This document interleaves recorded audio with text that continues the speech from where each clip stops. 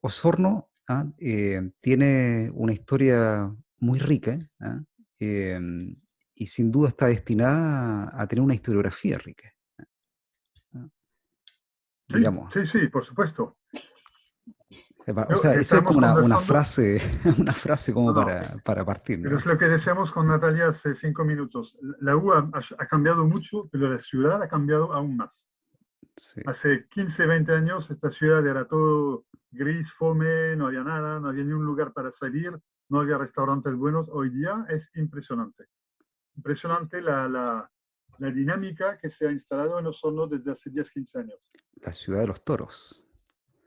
Y bueno, entre otras cosas, ¿Por qué le dicen la ciudad de los toros? ¿Sabes? ¿No? por Sí, estamos. porque es la ciudad de la carne y de la leche. Por lo tanto, para tener carne y leche en un Ah, momento se necesitan los toros. hay un festival ahí, Festival de la Carne y la Leche. Sí, festival de música, sí, Sí. Claro. en Bueno, enero, a fines de enero. oye, estamos acá en nuestro noveno episodio de Proyecto Subterra. Estamos compartiendo, disfrutando la compañía del doctor Patrick Puigmal. Él tiene bastante responsabilidad en la Universidad de los Lagos. Él es doctor en Historia por la Universidad de Po en Francia, vicerrector de investigación en la Universidad de los Lagos y, por supuesto, un especialista en historia de las migraciones y sobre todo de la influencia de los franceses en Chile en los siglos XIX y XX. Vamos a ir entonces ahora con nuestra cortina y volvemos con nuestro invitado de honor en esta oportunidad, Patrick Puigmal. Y como mirar profundo hacia adentro es lo mismo que caminar hacia el mundo, comienza ahora un nuevo episodio de Proyecto Subterra, un espacio de diálogo sobre historia y patrimonio local con una mirada descentrada.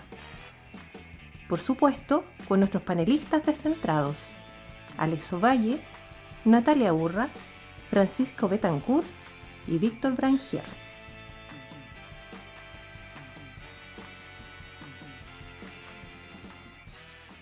Bueno, ¿cómo estás, Patrick? ¿Cómo está el ánimo, el clima allá en Osorno? Estás tú ahora, ¿no? Sí, supuestamente estamos en primavera, avanzando hacia del verano, pero hay que convencerse de eso porque no es tan así. Ah, ¿no? No, hemos tenido un invierno muy largo, muy frío y muy lluvioso. Y todavía no hemos salido. Pero bueno, es parte de vivir en el sur, es eso. Por lo menos tenemos una campiña verde, con flores, con árboles por todos lados, y eso es un lujo que yo no intercambiaría con muchas otras cosas. Lo que no tenemos en la zona central actualmente, cada Exactamente, vez menos. De exactamente. hecho, aquí hay que convencerse de que estamos en primavera, porque hoy día yo le iba a preguntar cómo andaba la temperatura en cada uno de los lugares en los que está, porque hoy día ha sido realmente una canícula. Sí, estaban anunciando 32 en 32, Santiago. 32. Uno Y se mueve y nosotros teníamos, transpira. teníamos calor, pero el calor del sur, hacia 20 Ah, grados, pero ya para claro, nosotros es calor. qué Sí, divertido. Nosotros, Natalia, compartimos el 2016 en Bariloche, ese congreso ahí Ah, ya. en la universidad. Eh, mm, 2013, Víctor. no, no, 2016, el de Bariloche, el congreso ese, ¿te acuerdas? Ya lo estoy Sí. confundiendo con el de Pucón de 2013. No, ese fue otro, pero digo yo por el viaje hermoso que hay desde Ah, Bariloche sí, hacia Osorno, bueno, hacia sí, la el región cruce de los Andes es del maravilloso. Cardenal Zamoré. Ese paso Sí, es en exactamente. invierno es maravilloso en realidad. No, es precioso, precioso. Bueno, chiquillos, denle nomás. Sí, yo quiero hacer una pregunta porque además me siento súper acá, no sé cómo llamarlo, muy gozosa esta reunión y esta entrevista, porque yo soy exalumna de la Universidad de Los Lagos y porque además acá el profesor presente fue mi mentor. Él guió mi investigación de pregrado, de licenciatura. Obviamente el tema yo ahora lo analizo y no tiene nada que ver con lo que yo estoy trabajando No, actualmente, que soy historiadora de brujas. Ahí me dediqué a trabajar algo muy local, que era cómo fue el efecto de la reforma agraria en la provincia de Osorno.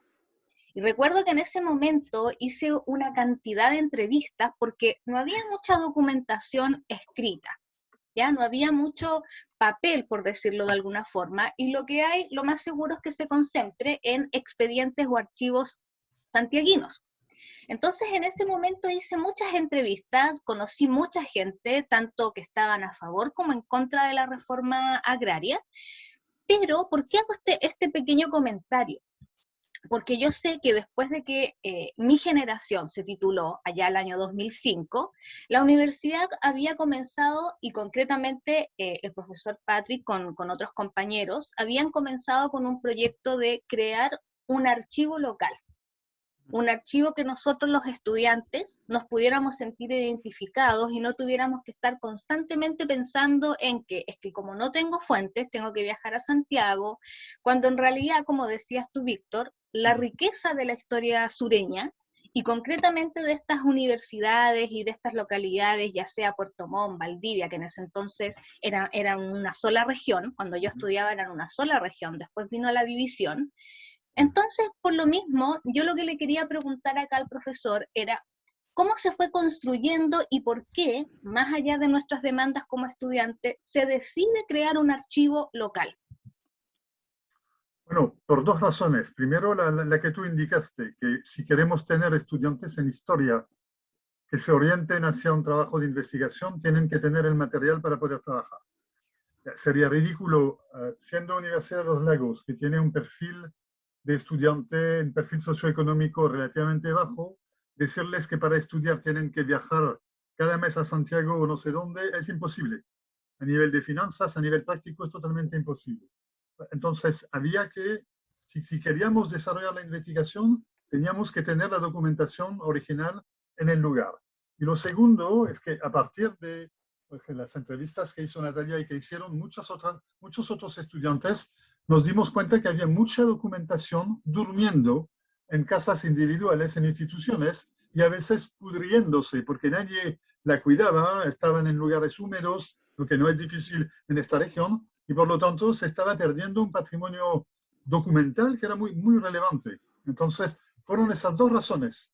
Yo me acuerdo de un estudiante, no sé si, no, es una generación un poco posterior, Camino de apellido, y él hizo un trabajo sobre la llegada de una colonia vasca francesa en Río Bueno, La Unión, Payaco y Osorno. Y en un momento, y no teníamos casi nada de documentación, él entrevistaba algunos descendientes de esos vascos que no tenían mucha idea de dónde venían exactamente ni por qué el antepasado había llegado, hasta encontrarse con una persona de edad que lo acogió de manera increíble y que le dijo, yo tengo todo lo que necesita. Y esta persona era descendiente de uno de los primeros vascos que había creado una casa comercial y tenía todo el archivo de la casa comercial, casi 150 años, 140 años, en cuadernos enormes. Y un día él me dice, ¿usted vendría conmigo a ver a esta persona? Y por supuesto, vamos a verla. Y fuimos a conversar con ella y al final de la reunión nos dijo, si les interesa, les vamos a dar todo. Yo le dono todo el archivo porque tenía una historia personal muy difícil. Sus dos hijos se estaban muriendo en este momento. Era un drama total. Y había perdido toda su plata por el muy buen sistema social que tiene este país. Y cuando hay dos personas enfermas en la misma familia, no hay cómo sobrevivir.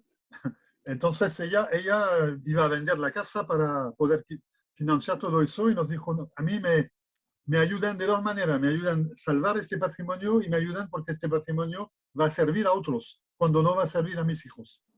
Y eso fue un punto de partida muy fuerte, debe ser en 2007, 2008, algo así. Y empezamos a partir de eso, a solicitar a los estudiantes de que cada vez que se encontraban con una persona que tenía archivos, de informarnos y nosotros íbamos a ver las personas y poníamos nuestro servicio a disposición. Que no significaba obligatoriamente tener el documento oficial, original, porque yo entiendo que las familias también, algunas por lo menos tienen un apego personal a la documentación, pero por lo menos a poder escanear todo, digitalizar todo y tenerlo a disposición. Y con eso recopilamos miles, decenas de miles de documentos que no existían, concretamente, no existían en ningún trabajo historiográfico, y Natalia tenía razón, no había trabajos historiográficos sobre la región, casi nada. ¿Por qué? Porque no había archivos, porque la carrera antes no tenía este enfoque, Y bueno, eso permitió realmente descubrir tesoros y cosas increíbles que hay que vivirlo para darse cuenta de cómo se trata la documentación archivística en Chile. Encontramos casi 150 años del archivo judicial de Osorno botado en el basurero municipal. Oh, El archivo municipal lo había enviado al Archivo Nacional, el Archivo Nacional no tenía el espacio, lo mandaron de vuelta. Y alguien iluminado tuvo la maravillosa idea de botarlo al basurero. Y por suerte alguien lo vio, empezó a ver esos documentos, nos llamó a la universidad, oye, ¿por qué no vienen a ver? Parecen que son documentos de 2, 3, 4 siglos, todos los juicios de Osorno, de casi el final de la colonia hasta el final del siglo XIX. Y estaban ahí en la, Entonces, cosas en la así. municipalidad, estaban votados en la municipalidad. y eso Porque se pudo no, rescatar. Se pudo el rescatar eso. municipio no había archivo municipal, por lo tanto ellos lo enviaron al Archivo Nacional. Y el Archivo Claro. Nacional estaba repleto en condiciones, además, no muy buenas de conservación. Todos los que trabajan en historia lo saben. Entonces lo mandaron de vuelta diciendo, nosotros no lo podemos, no hay espacio, no tenemos personas, no tenemos nada. Y acá, bueno, como no sabían qué hacer, alguien tuvo la maravillosa idea de botarlo a la basura. Pero bueno, cosas así, la red de contactos que elaboramos, que construimos, nos ha permitido recuperar muchas cosas, y a veces no de estudiantes, de personas que, bueno, hicimos también campañas de prensa, etc., de personas que nos decían, oye, yo tengo cartas de mi bisabuelo, etcétera, tengo documentos oficiales de la hacienda donde estoy, etcétera, y recuperamos un montón de documentos. Genial. Y eso se pudo recuperar. El archivo judicial. Sí, sí, lo tenemos ¿Sí? todo, lo digitalizamos todo. Yo diría, creo que se perdió entre 5 y 10% del archivo, porque estaba en condiciones irrecuperables. Ya. Pero pasamos con estudiantes días con pinzas secando las hojas en hilos tendidos en las piezas para recuperarlas y poder por lo menos escanearlo. Y este archivo, por ejemplo, no lo prestamos a nadie, pero sí tenemos un DVD donde está todo el archivo. Y eso lo hemos enviado a gente en Europa, que trabajan los archivos judiciales en Chile, etcétera. Ha sido muy útil a mucha gente, no solamente a estudiantes nuestros. Yo creo que eso también es súper importante, ¿no? Nunca lo vimos como una cosa cerrada. O sea, si creamos esta base de documento, debe ser accesible a todo el mundo. Y, por ejemplo, escaneamos casi todos los archivos parroquiales de la región. Y eso también ha sido un trabajo increíble. Y hay una moda desde hace 8 o 10 años de muchas familias que quieren recuperar un poco el pasado familiar y que tratan de reconstituir los árboles genealógicos. Y esas personas, el único elemento que podían tener es el archivo parroquial. Pero antes las parroquias no daban acceso a eso. No era fácil. Ni nosotros podíamos entrar a veces. Ahora lo tenemos todo digitalizado, por lo tanto tenemos un montón de gente que envía un mail diciendo, yo me llamo tal, quiero saber en el archivo parroquial de Río Bueno, en el año 1780, qué tienen, etcétera. Entonces, eso ha creado un movimiento que no existía antes. Claro. Oye, Patrick, Y bueno, yo que... Perdón, dale, ah, Natalia, dale, no, dale. es que, bueno, es que en consecuencia es lo mismo, porque al existir este archivo judicial que viene desde fines de la colonia, eso significa que también se está incentivando la historia colonial de la región, cosa que eso era mucho más difícil antiguamente, estudiarla. La historia colonial, la historia de la creación del Estado y la historia reciente, porque no había lugar donde encontrar esta documentación. Yo citaba el ejemplo de historia colonial, pero hay una serie de archivos que son mucho más recientes, pero que no tienen acogida hoy día. Bueno, ahora desde la apertura del segundo Archivo Nacional en Santiago, en Matucama, si no me equivoco. No me acuerdo dónde está, sí. Bueno, tienen un archivo más reciente, más contemporáneo, pero tampoco aceptan todo. Y yo creo que no todo tiene obligatoriamente un tremendo valor histórico, pero sí tiene un tremendo valor humano, un tremendo valor patrimonial. Y ¿quiénes somos nosotros para decidir que este archivo es válido, lo vamos a guardar, y este no es válido, lo vamos a sacar? No, yo creo que tenemos deber de conservar eso, de ponerlo a disposición, y lo usarán los que estiman conveniente usarlo. Sean académicos, perfectos, sean estudiantes, mejor, y sean personas cualquiera, fantástico. Bueno, es tremendamente épica la historia que nos va contando Patrick, porque habla también del tras bambalinas, de la construcción de archivos, ¿ah? Eh, Esto de ir tocando puertas, digamos, y luchando a veces contra puertas, ¿no? Que no quieren ser abiertas. Aprovecho el paréntesis, Patrick, para presentarte aquí a nuestro cuarto panelista, Alex, el doctor Alex Ovalle, uno de los hombres más ocupados de la historiografía chilena, pero está aquí con nosotros. Eh, Mucho gusto, Patrick. Igualmente, Muchas gracias igualmente. por aceptar nuestra invitación. No, un placer. Y me parece interesantísimo lo que estaba escuchando recién, lo importante que es que esta idea de poner a disposición el archivo, de poner a disposición los documentos, ¿ah? Porque es todo lo contrario a lo que se percibía antes, ¿no? El historiador ahí ocultando los documentos, ¿no?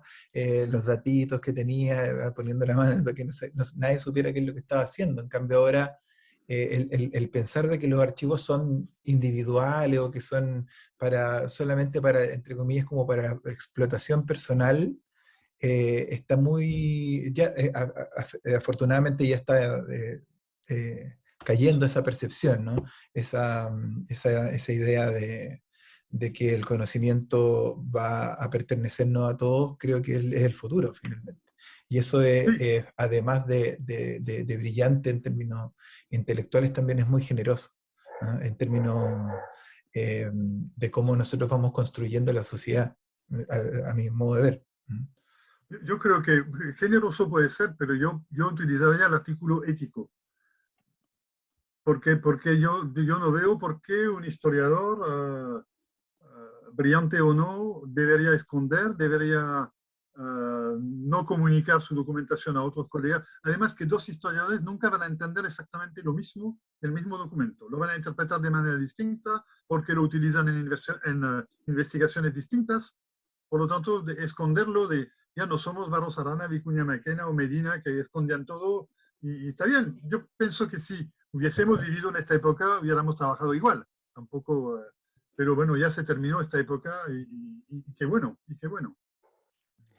Yo quería hacer una pregunta a Patrick, Ujú. sacándolo un poco del profesor Patrick Puigman, en realidad, que es un historiador que yo he leído para el tiempo de la independencia, ¿no?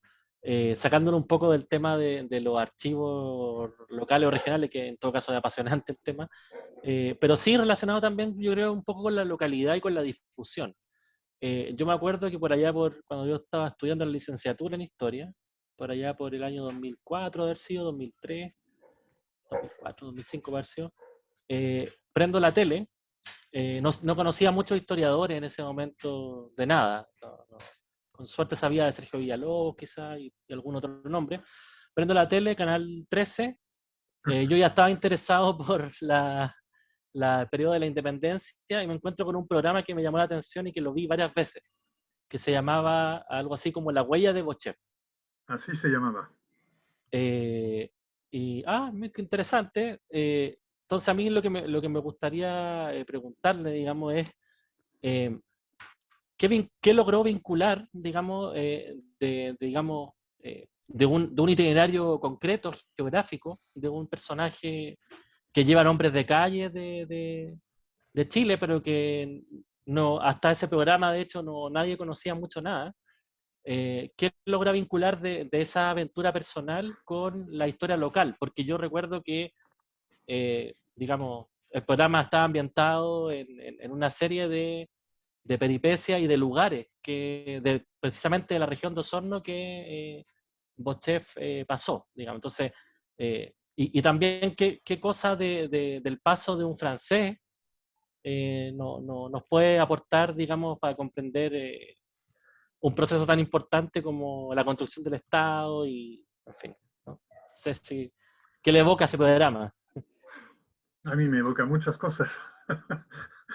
No, yo creo que la idea del programa respondía a varias voluntades. Primero, como tú lo decías, valorar un personaje que había escrito sus memorias, que estaban publicados en los años 60, a las cuales casi nadie tenía acceso porque no quedaban ejemplares. Y cuando yo leí las memorias me parecieron un guión cinematográfico de lujo. porque este personaje venía de Francia, no tenía idea que había un lugar llamado Chile en el mundo. Llegó a Estados Unidos, se encontró con José Miguel Carrera y por eso llegó en un momento a Chile. Y él escribe sus memorias como alguien que tiene obligatoriamente una visión externa sobre un proceso interno, pero que tiene muchas visiones externas también, el mismo proceso. Y me interesó porque a mí es un periodo que yo estudio, desde Francia hasta acá, el periodo desde la Revolución Norteamericana a la construcción de Alemania e Italia, es el periodo que a mí más me interesa. Este gran cambio societal, yo lo encuentro apasionante. Entonces, ver un francés estar acá, primero no tenía idea que había franceses que habían llegado a este momento, menos que habían combatido, que se habían integrado, etcétera, etcétera. Entonces, eso era la primera cosa, valorar un personaje. Segundo, el personaje describía un Chile de hace 200 años. Yo quise hacer el mismo viaje, pero 200 años después, y hacer un recuento a dos velocidades. La velocidad del principio del siglo XIX y la velocidad del principio del siglo XXI. Sí, XXI. Claro.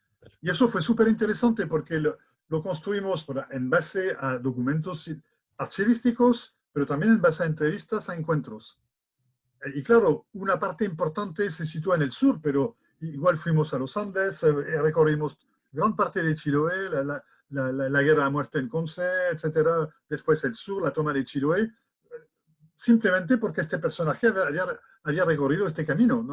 Nosotros no escogimos el destino lo adaptamos a partir de las memorias. Y la tercera voluntad tiene mucho que ver con lo que explicaba antes de los archivos. Yo creo que, a mi juicio, un historiador no tiene ninguna relevancia, y lo digo con todo el peso de la palabra, si no es capaz de vulgarizar y popularizar su nivel de creación de conocimiento. Si es para dejarlo en libros o en proyectos Fondesit que nadie va a leer, o que nadie va a estudiar, está bien, perfecto, hacemos carrera, si es que eso sea carrera. Pero a mí no me interesa eso. Ya, tuve que hacerlo porque si no, no hubiera seguido y no estaría donde estoy, pero a mí me interesa siempre cómo lo que puedo aprender, lo que puedo descubrir, cómo lo puedo comunicar. Y en eso, la televisión, con todo lo negativo y lo positivo que tiene, es un medio increíble.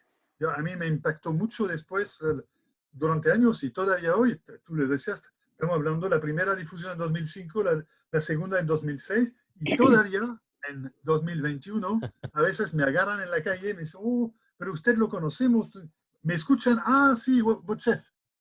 Increíble, yo encuentro eso, pero el impacto fue muy fuerte en la región.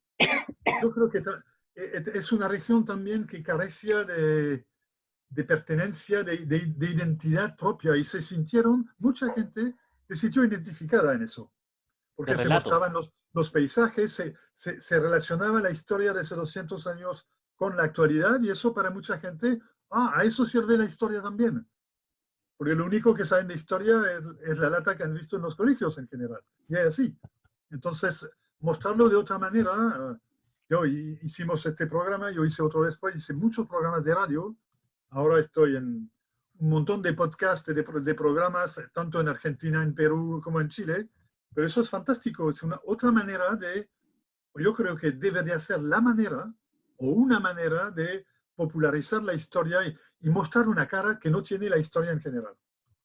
Es muy importante destacar que el documental, el programa La Huella de Bochef, está, para nuestros televidentes, está disponible en esta misma plataforma de YouTube, para que la busquen.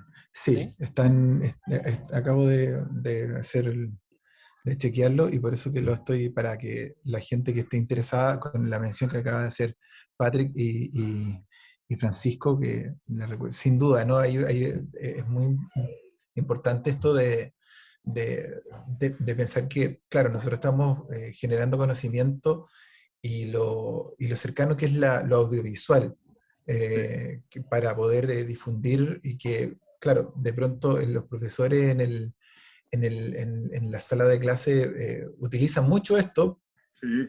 lo están utilizando mucho. son insumos para la educación, aunque suene un poco empresarial esa frase, ¿no? Pero de a poco estas plataformas nos han ido dando el espacio para, aparte de sentarnos a conversar, valorar justamente la difusión en cuanto a que tenemos quien estamos investigando.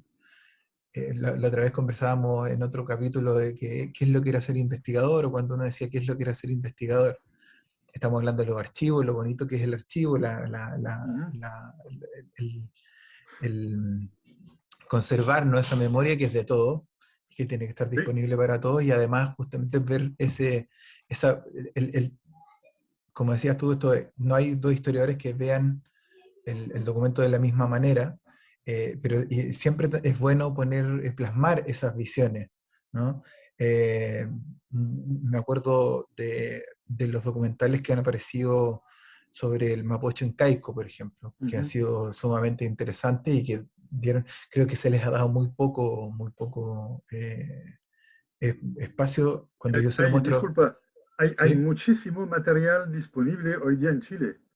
Muchísimo material en una variedad de temáticas, y eso, como tú lo decías, para dinamizar una clase es otra cosa que un discurso del profe, etcétera. Y te permite presentar una visión y, ¿por qué no?, presentar otra después. Y para el estudiante yo creo que eso es un enriquecimiento constante. Y que también se vuelve como una fuente, porque qué mejor que la visión del propio historiador o de quien está armando el programa, después va a servir. Bueno, hay quienes estudian la televisión como una, como un historiógrafo, ¿no? Como una ¿Sí? historiografía, ¿no? La composición, ¿no? Pensándolo como de Michel Desertot. No quería ponerme academicista, lo siento, pero también hay una operación historiográfica en hacer un programa de televisión. Eh, Antidivulgaciones. Sí, es muy antidivulgación Fuera de la divulgación. claro, Michel pero, Desertot. pero no tener miedo, ¿no? Que quienes nos escuchen y que se dediquen a estudiar historia y a investigar y todo eso, que existen muchas plataformas o formas de plasmar lo que ellos están pensando, o Fíjate, ellas. fíjate que es complicado, porque los ejemplos que daba Patrick, ¿ah?, de lo que tienen que hacer quienes se dedican a la historia, o sea, publicar papers que no lee nadie, ¿no?, libros que lee muy poquita gente, ¿no?, atentan contra los vínculos entre la historia que se hace profesionalmente, digamos, y lo que la sociedad o la ciudadanía piensa que es la historia, ¿no? Porque al final se piensa en general que es la historia de los grandes militares o los grandes príncipes, solamente la historia de los presidentes, es lo que hacen los y las historiadores, ¿ah? Entonces, hay instituciones como, por ejemplo, con el museo. Tuvimos hace poco la entrevista a un gran amigo del Museo Histórico Nacional, ¿no?, quienes están llevando ahí una batalla también épica de conexión del museo con la ciudadanía, ¿no? Que cuesta como sacar ese mito, ¿ah?, que las historias son solamente la historia de los presidentes y que los historiadores suelen trabajar solamente esas historias, ¿no? Entonces, yo no sé ahí, bueno, ¿qué te parece a ti, Patrick, la diferencia entre museo y archivo, por ejemplo, ¿no? O sea, pienso en el museo, ¿cómo se llama? Regional de Osorno, municipal, ¿no? Que Municipal, sí. yo recuerdo cuando fui a ese museo, había una sala para Eleuterio Ramírez, ¿ah?, que como soldado de la Guerra del Pacífico, que es de Osorno, ¿no? Y creo que hay una avenida muy grande, Eleuterio Ramírez también, ¿no?, como principal, pero Sí. da la impresión que el museo resalta la imagen de los soldados, de los grandes héroes de la guerra, y ahí está lleno lo que se hace en historia de Osorno, o los estudiantes de la universidad, o tú mismo, ¿no? Que es mucho más plural, pues, o sea, son historias más allá de la guerra, son la historia de los expedientes judiciales, que a mí me gusta mucho, yo también he dedicado mi vida académica a eso, ¿no? Habla de historias común y corriente, de gente común y corriente que un día decidió judicializar sus conflictos nomás, ¿ya? Pero son historias plurales, muchas voces. Entonces me parece que hay un rollo, un problema entre museo a la antigua, ¿no?, y archivo tan plural como tú lo piensas. Sí, yo concuerdo con lo que tú dices. Yo creo que los museos pertenecen, o no todos, por supuesto, pero a la misma escuela que las historias decimonónicas. Es decir, la historia que trata de acercar el pueblo, con muchas comillas, a una visión unitaria de la construcción del Estado. Y Barros Arana, Vicuña Maquena son muy buenos ejemplos. Si tú tienes lo mismo con Mitre en Argentina, con Restrepo en Colombia, con Alemán en México, con Guizot y Thiers en Francia, eso es común. Los estados se crean, pero no existe la nación en general. Y para que nación exista, tiene que haber una unión fabricada, a veces impuesta, entre lo que es la población y este recuento. Y los museos participan de eso. O sea, no tiene héroes clásicos. Hablábamos del toro delante, pero un toro está bien, es un símbolo, pero no es obligatoriamente un héroe. A veces, aunque si vamos a algunas civilizaciones antiguas, el toro tiene rango de divinidad. Y es muy Pero grande bueno, el el Eleuterio toro. Ramírez es simpático porque es un oficial, bueno o malo, da exactamente lo mismo, que casi no ganó ninguna batalla, pero es la gran representación simbólica en Osorno. Yo estoy convencido que el 90% de la población no tiene idea de ni quién es. Y tienes razón, es la avenida principal, es la estatua más grande en la plaza, del otro lado de la del Toro, que no es... Muy grande la estatua del toro, ¿eh? Es Sí, sí, sí, enorme. enorme. Tú vas al otro lado de la plaza, tú tienes el Eleuterio Ramírez. Mm. Una estatua que casi nunca está dañada, manchada, pintada, hay un tipo de respeto, Eso es interesante. un tipo de Eso es respeto interesante. que tiene que ver con probablemente que se asocia una cierta identidad local a este personaje. Eso no tiene obligatoriamente una base documental, historiográfica fuerte, simplemente entró en el imaginario popular.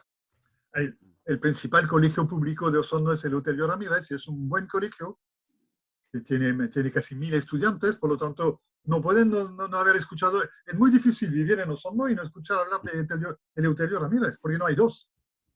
No hay dos.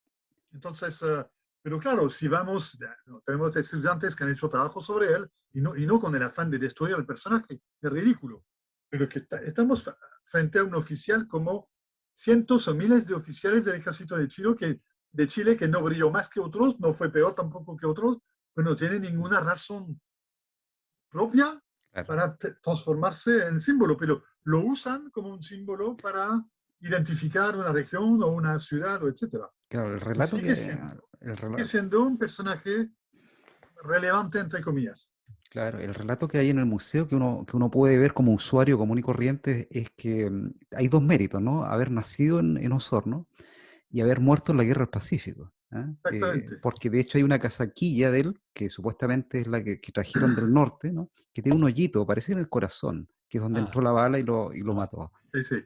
Pero para no dejar esta imagen tan negativa del museo, hay que decir que hace 3 años se hizo una refundación completa del museo y que tiene que ver con la evolución del conocimiento historiográfico. Osorno hoy día es probablemente el lugar de poblamiento más antiguo de América Latina. Estamos a casi 15.000 años antes de Cristo, más allá que Monteverde, y entonces eso ha cambiado también la imagen que se hace al propio Osorno y su historia. Osorno, una ciudad que desaparece en la rebelión indígena en 1704, que reaparece porque lo decidió Ambrosio O'Higgins en 1793, entonces una ciudad súper joven, entre comillas, sin pasado, un pasado quemado. Entonces, no había mucha solidez historiográfica para hablar de, no es Valdivia, para nada, para nada. Acá tenemos dos polos opuestos, pero el hecho de haber hecho este descubrimiento prehistórico en Pilauco cambia totalmente y tiene que cambiar la imagen que tiene Osorno y la importancia que puede tener. Y eso tiene un valor histórico. Es que a ese punto quería llegar yo. Yo no era, cuando fui estudiante de la Universidad de los Lagos, yo no era de la región. Yo soy de la zona centro, entonces a mí me tocó vivir 5 años en Osorno. Y yo recuerdo de que había un peso demasiado fuerte, tanto de Valdivia como de Puerto Montt en la región. Y en ese entonces era una sola región. Y Osorno como que de alguna forma se perdía. Como que no había esa identidad fuera de lo... cuando uno decía que estoy estudiando en el sur, automáticamente uno le decían, estás en Valdivia. No, estoy un poco más al sur, decía yo, en Osorno. Y como que se perdía esa identidad local, como que no había algo que identificara al osornino u osornina, perdón, común, con algo más nacional. Como que no había eso, porque si hablamos en un plano muy coloquial y muy turístico, cuando la gente dice voy a vacacionar al sur, lo primero que piensa es Puerto Vara, Frutillar, Chiloé, y el tránsito que tiene que hacer en Puerto Montt para este cambio. O incluso sí, me voy a Valdivia, pero pensar, me voy a Osorno, era como, ¿qué es Osorno? Y ahora yo siento, no sé si también es consecuencia de la globalización, de los últimos 20 años donde las redes sociales han estado muy presentes, y también incluso de esta división que hubo entre la región de los ríos y la región de los lagos. No sé si todo eso ha sido causante de que hoy Osorno esté mucho más en la mira. No, yo creo que, bueno, tiene que ver probablemente con lo que tú dices, pero tiene que ver también con que esta ciudad, no, ¿cómo le voy a decir para no ser tan brutal? Después podemos censurar. No es el tema, yo asumo lo que digo. Era lo más fome que se podía imaginar hace 20 años. De las primeras, yo viví, antes de llegar a Osorno, viví 5 años en Valdivia y viajaba todos los días para venir a trabajar el agua, en bus. Y realmente había un abismo entre las dos ciudades. Valdivia era la ciudad cultural, la ciudad de la vida nocturna, todo. En Osorno nada. Y había un bar nocturno para ir a tomar un trago, para decirle. Eso hoy día cambió totalmente. Osorno hay un crecimiento poblacional enorme. Osorno pasó Valdivia en términos de habitantes. Osorno es una ciudad de una riqueza increíble que tiene que ver con la leche y la carne. Unas fortunas increíbles que decidieron hace 15, 20 años que al final era ridículo tener empresas de seguro, empresas informáticas, empresas financieras en Santiago cuando las podrían tener a la esquina del barrio. Y se crearon 150, 200 pequeñas empresas con capitales locales, pero también capitales internacionales, y para hacerlas funcionar se trajo un montón de gente a la zona central. Para darle un ejemplo, hoy día en el Colegio Francés de Osorno, el 80% de los padres apoderados no vivían en Osorno hace 10 años. 80%. Entonces, esta gente nueva que llegó con el hábito de una vida en una ciudad más grande. Santiago es un poquito más grande que Osorno. Entonces, necesitaban restaurantes, necesitaban teatro, necesitaban cultura, necesitaban lugares para pasarlo bien, etc. Y eso generó una dinámica impresionante. El Osorno de hoy no tiene nada que ver con el Osorno de hace 15 años, nada que ver. Entonces yo creo que eso también además que entre nosotros, Osorno era la ciudad de la colonización alemana. Todo lo habían hecho los alemanes. Acá no había indígena, no había chilotes que construyeron todo, no había inmigración árabe, inmigración francesa, todo pasaba bajo el más santo silencio y todo lo habían hecho los alemanes. Y eso, nadie va a decir que no hicieron nada, pero es lejos de ser la verdad. Muy lejos de ser la verdad. Entonces, eso hace que hoy día hay mucho más gente que se siente interpelado por Osorno, porque es un Osorno diverso. No un Osorno, con una única visión del blanco, alto, ojos azules, rubio, la chica con las trenzas, etc. Ya no es Osorno. Es una parte, pero yo por lo menos yo creo una parte menor de lo que es la identidad, si tuviéramos que describir una identidad de Osorno. Bueno, mira, que bien ir terminando con Osorno. Estamos también con el reloj encima, lamentablemente se ha pasado demasiado rápido nuestro episodio de hoy. Yo creo que vamos a tener que invitar a Patrick para la segunda, obligadamente, ¿no? Sí, Cuando quiera. O sea, necesario, ¿ah? Porque hay mucha cosa ahí del archivo, hablamos, o sea, hay para mucho más. Así que bueno, te agradecemos, Patrick, sé que sabemos que estás con mucho trabajo ahí, con tus responsabilidades como vicerrector, nada más y nada menos. Pero tengo mucha gente trabajando conmigo, así que la gracia de tener un cargo así, uno no está solo. Claro. Vi que se llevó a la Daisy. Puesto. Claro, pero dejó sin secretaria buena la carrera, pues, profe. No, pero secretarias hay por todos lados. Yo les agradezco mucho también la oportunidad. Siempre para mí un agrado poder participar de este tipo de evento y le agradezco a Natalia haber pensado en tu viejo profesor. Bueno, chiquillos, nos despedimos entonces de nuestro invitado. Bueno, Súper bien. Y nos vemos nosotros Muchas Nos gracias, vemos la Patrick. próxima semana. Gusto. Gracias. en el próximo Un abrazo, episodio. chao, chao. Hasta luego. Chao. Hasta luego.